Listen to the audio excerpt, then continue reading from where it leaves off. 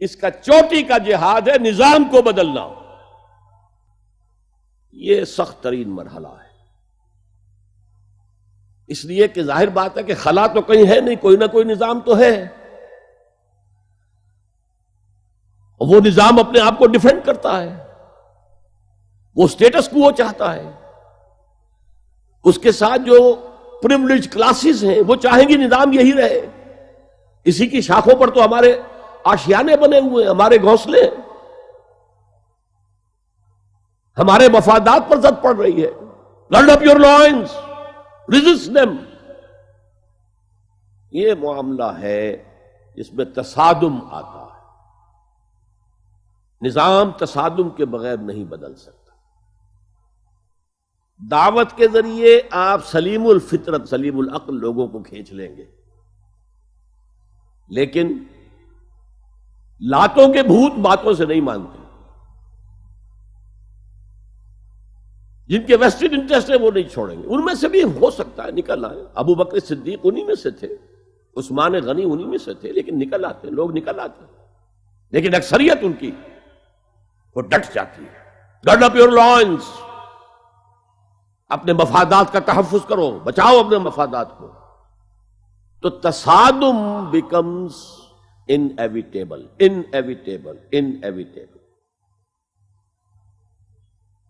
اس تصادم کی بھی 3 سٹیجز ہیں. وہی میں نے کہا تھا نا، 3 سب سٹیجز ہر سٹیج پر. پہلی یہ ہے جسے پیسو ریزسٹنس کہا جائے گا. ظاہر بات ہے کہ کانفلکٹ تو انقلابی لوگوں نے پیدا کیا ہے نا. معاشرہ تو بس رہا تھا، غلام اپنے قسمت پر شاکر و صابر تھے. غربا کہتے تھے ہماری تقدیر ہی یہ ہے. ٹھیک ہے، اسی لیے تو مارکس نے کہا کہ یہ اوپیم آف دی ماسز ہے مذہب.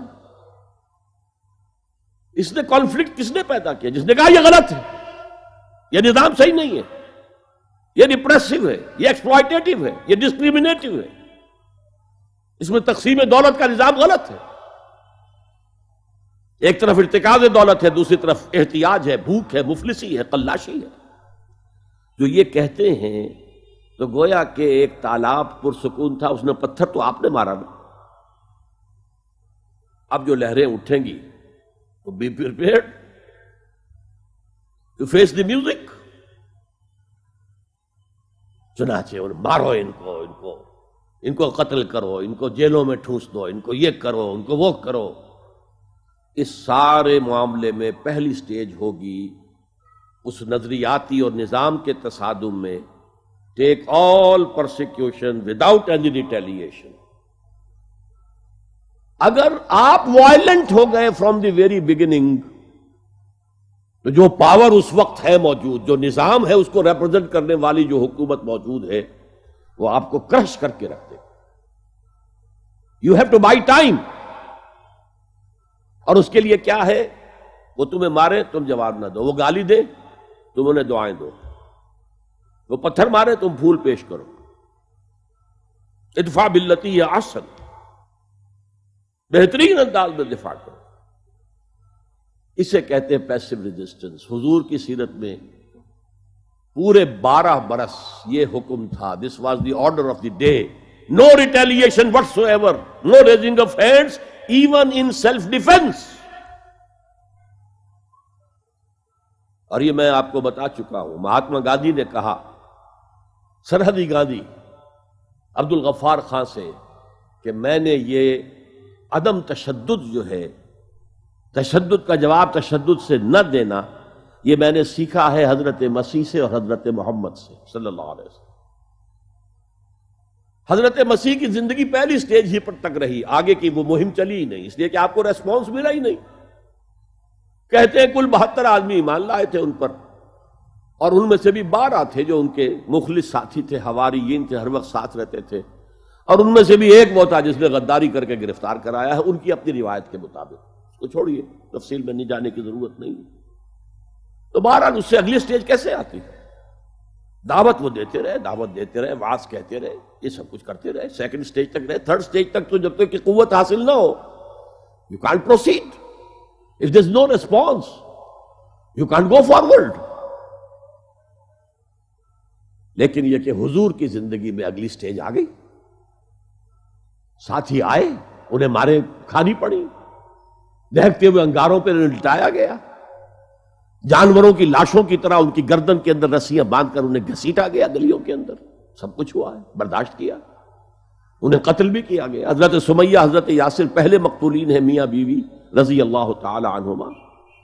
سب کچھ ہوا ہے, برداشت کرو. اصبروا اصبروا اصبروا, صبر کرو. اس کا ایک بہت بڑا نتیجہ نکلتا ہے. اس معاشرے میں جو سائلنٹ میجورٹی ہوتی ہے, وہ سائلنٹ میجورٹی سائلنٹ تو ہوتی ہے, ڈمب تو ہے, ڈیف نہیں ہے, بلائنڈ نہیں ہے. وہ بلال کی چیخیں تو سن رہی ہے نا, وہ دیکھ رہی ہے کس طرح دہکتے ہوئے انگاروں پر خباب بن الارت کو لٹایا گیا ہے. یہ جو سائلنٹ میجورٹی ہوتی ہے, اب یہ سوچتی ہے یہ ان کے اوپر کیوں یہ تشدد آ رہا ہے. کیا بلال نے آقا کی کوئی چوری کر لی تھی؟ کہیں خدا نہ خواستہ خاکم بدہن آقا کی بیٹی کی عزت پر ہاتھ ڈال دیا؟ کیا کیا تھا جو یہ آقا جو ہے امیہ ابن خلف یہ کچھ کر رہا ہے اس کے ساتھ؟ اس کے بعد جب انہیں معلوم ہوتا کوئی جرم نہیں ہے, صرف یہ کہتا اللہ ایک ہے, میں اور اس کے ساتھ کسی کو شریک کرنے کو تیار نہیں, اور محمد اللہ کے رسول ہے, بس جرم ہے تو یہ ہے. اب اس کا کیا اثر پڑتا ہوگا اس سائلنٹ میجورٹی پہ, اس کا آپ اندازہ کر لیجیے. ان کی ہمدردیاں اندر ہی اندر ان کے ساتھ ہو رہی ہیں. اگرچہ وہ گئے ہیں اپنے لیڈروں کے دباؤ کی وجہ سے غزوہ بدر میں, مفتوح تو پہلے سے ہو چکے تھے. جو دلوں کو فتح کر لے وہی فاتح زمانہ. بہرحال first stage is passive resistance, صبر محض.